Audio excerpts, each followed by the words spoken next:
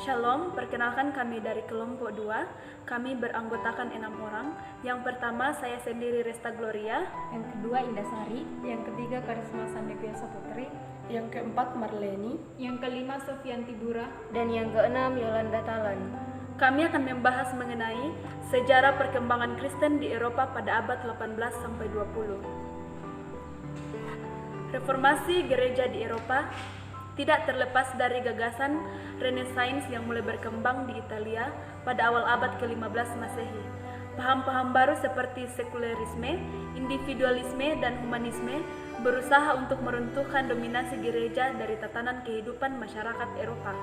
Reformasi gereja adalah upaya untuk melakukan perubahan ajaran kekristenan agar sesuai dengan Alkitab.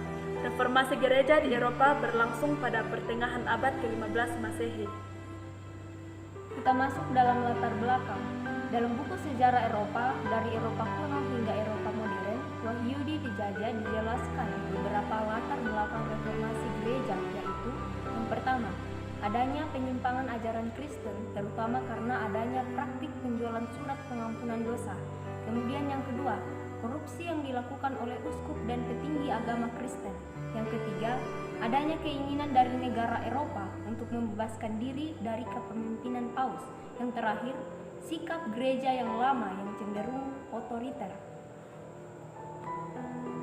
Selanjutnya, kronologi reformasi gereja dipelopori oleh Martin Luther pada tahun 1483 sampai tahun 1548 yang merupakan seorang profesor dan seorang pastor di Universitas Wittenberg, Jerman.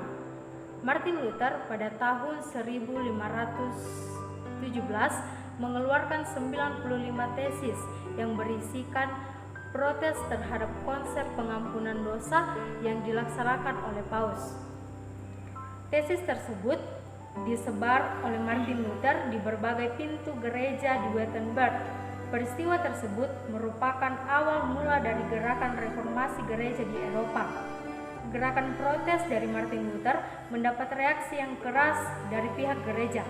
Pada tahun 1521, gereja melakukan pengecualian terhadap Martin Luther. Berikut, pengucilan Martin Luther tidak membuat gerakan reformasi gereja surut.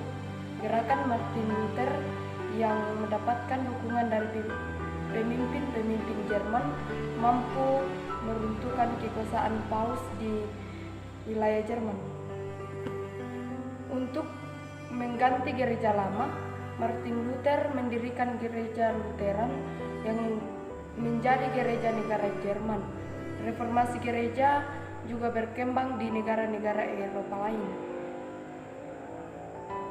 Selanjutnya, menurut buku Sejarah Pemikiran Reformasi pada 1997, karya Alistair McGrath, Jean Calvin, dan dari Prancis pada 1509 sampai 1564 memimpin sebuah ajaran bernama Calvinis yang pengikutnya berasal dari Belanda, Inggris, dan Skotlandia. Selain itu, muncul pula ajaran Anglikanisme yang dipimpin oleh Raja Henry Tudor di Inggris. Selanjutnya, reformasi gereja di Eropa memberikan dampak sebagai berikut. Yang pertama, terbelahnya agama Kristen menjadi beberapa aliran. Yang kedua, timbulnya pembaharuan tatanan sosial, ekonomi, politik, dan budaya pada awal abad ke-16 Masehi. Yang ketiga, runtuhnya pengaruh kekuasaan Paus di negara-negara besar Eropa. Dan yang keempat, munculnya gerakan misionaris untuk menyebarkan agama Kristen ke seluruh penjuru dunia. Demikianlah pemaparan materi dari kelompok kami, kurang dan lebihnya mohon dimaafkan. Terima kasih.